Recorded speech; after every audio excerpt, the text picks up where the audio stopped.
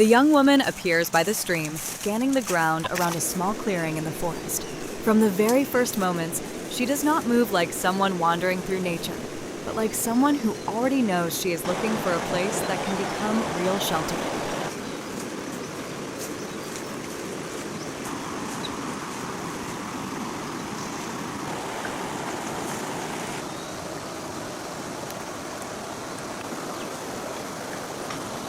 Once the spot is chosen, she starts clearing grass and low brush, opening the site with steady, deliberate strokes. It is a quiet beginning, but an important one before any shelter can stand well. The ground has to be cleaned, opened, and brought under control.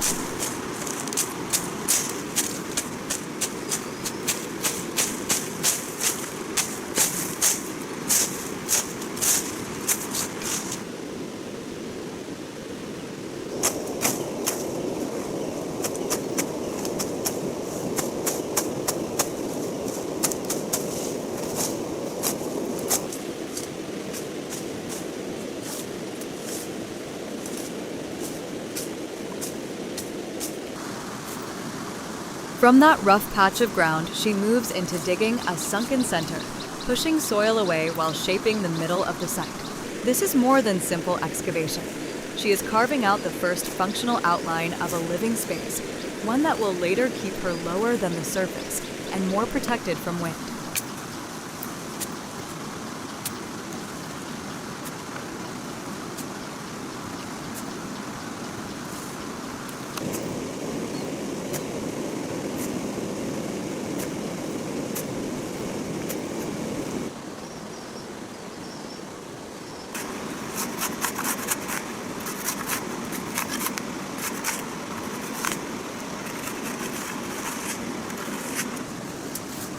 The pit gradually deepens, the edges become cleaner, and the floor begins to take on a more defined shape. The longer she works, the clearer the meaning of persistence becomes. A good shelter does not begin with the roof, but with the willingness to work directly with the ground beneath you.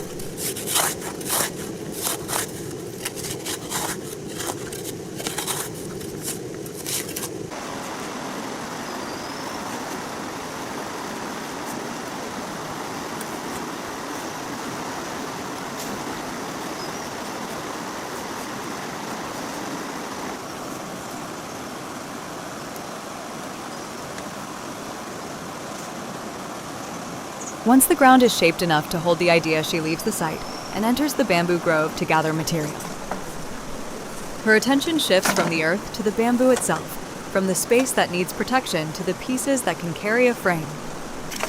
The sequence is logical. After the base comes the structure.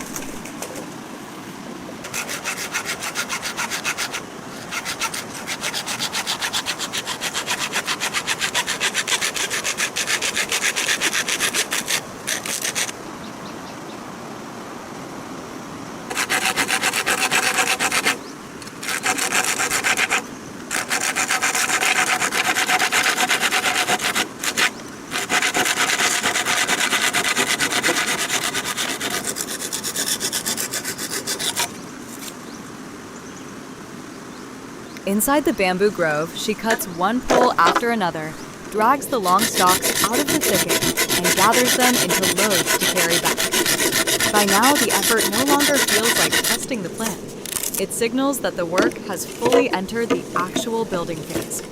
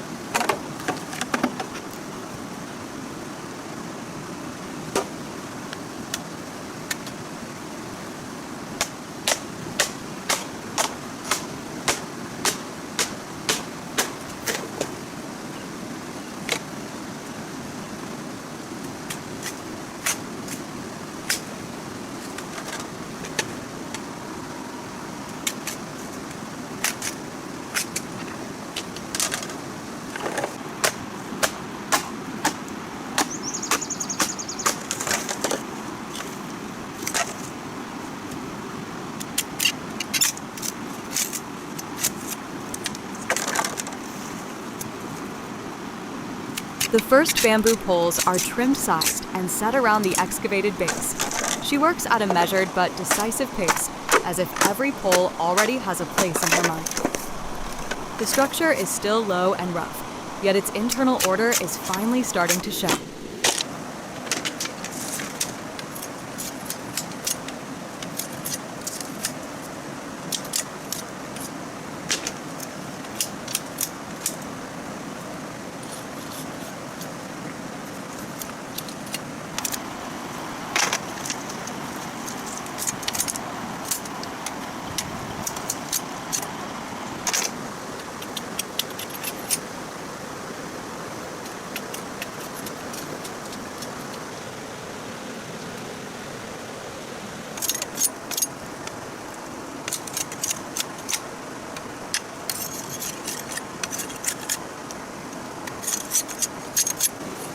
From both sides of the pit, angled bamboo poles rise and meet to form the first A-frame shape. This is the moment the shelter can truly be seen. What was just an empty patch of earth now carries the outline of protection. Anticipation grows because the future result has finally become visible.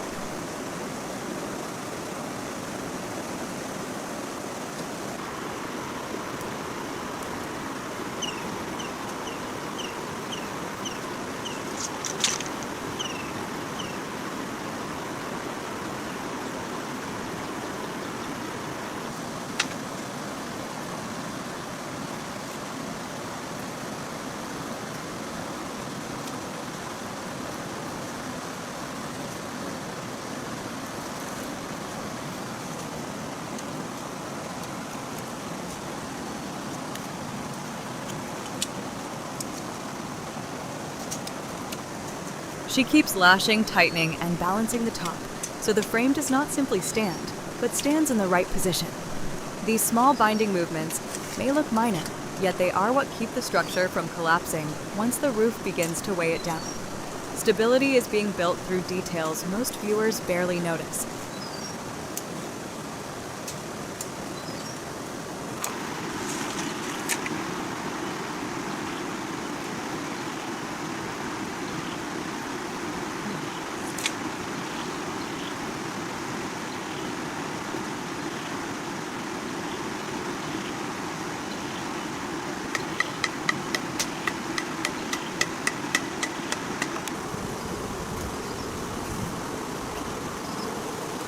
Once the main frame is stable, she adds supporting ribs along both sides of the shelter.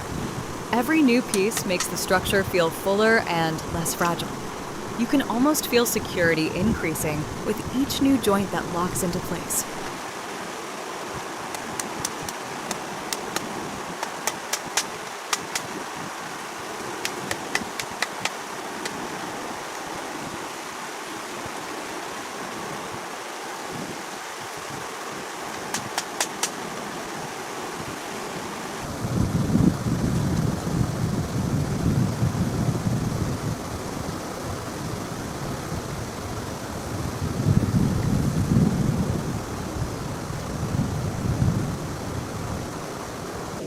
One smart choice here is her use of bamboo for the frame. Its hollow, segmented structure keeps it lighter than solid wood, while still carrying force well along its length, which makes bamboo especially useful for fast-built shelters in the forest.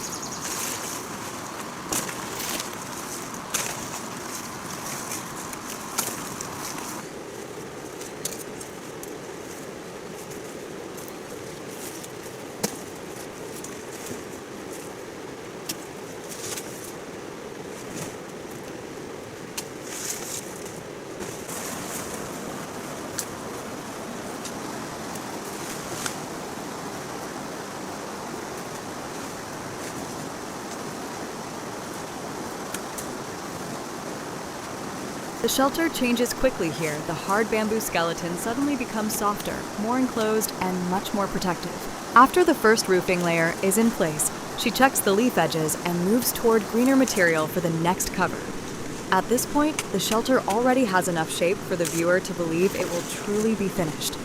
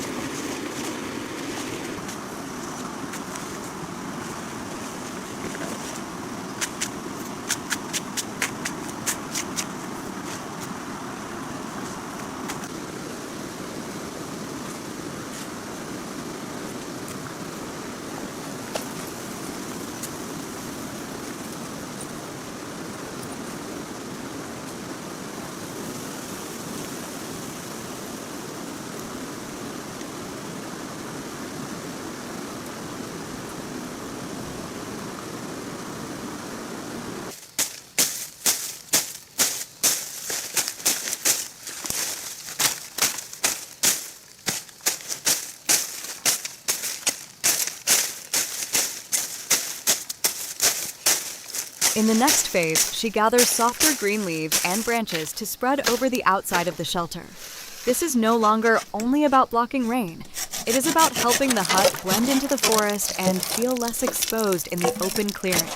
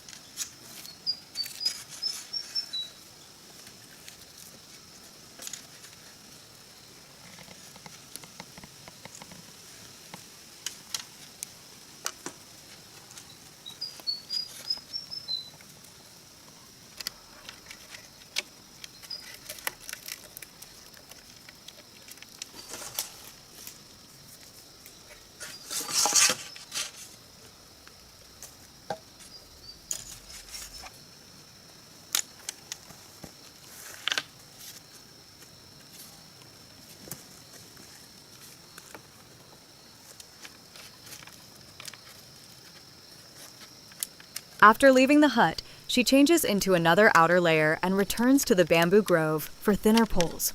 The change in appearance makes the sequence feel like a second working phase. The basic shelter is already in place, and now she is building the small additions that make staying there more complete.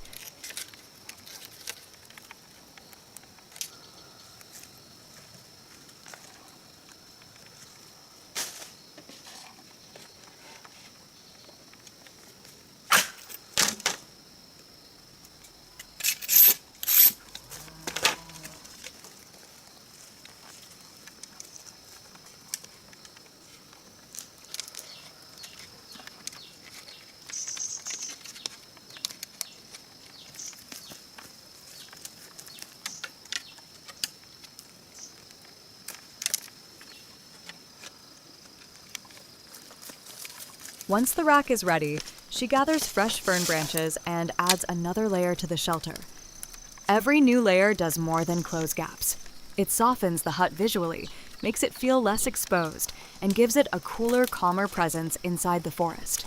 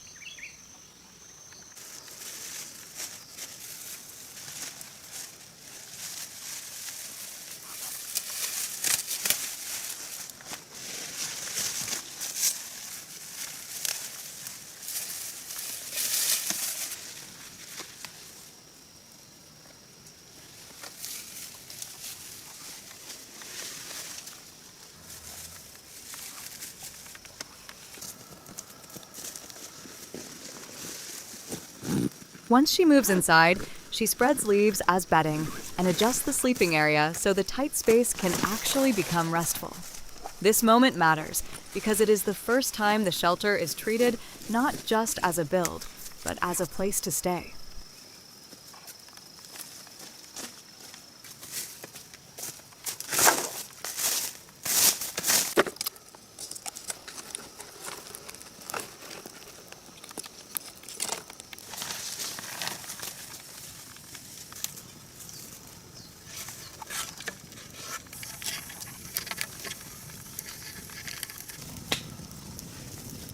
The fire is lit beneath the bamboo rack. Smoke starts to rise and heat slowly changes the atmosphere around the hut.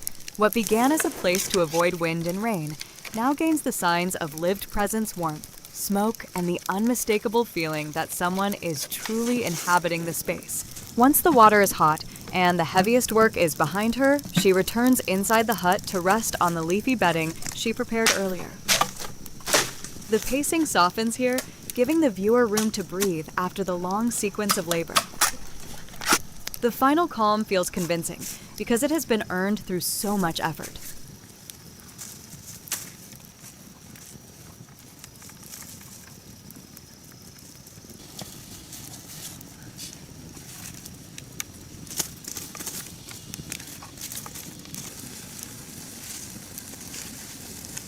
Using the thinner bamboo, she builds a low rack outside, tying and balancing it into a support that can hold a pot above the fire. It is a very logical survival step. Once shelter is secured, the next needs are heat, water, food, and a more stable way to care for the body as the day cools down.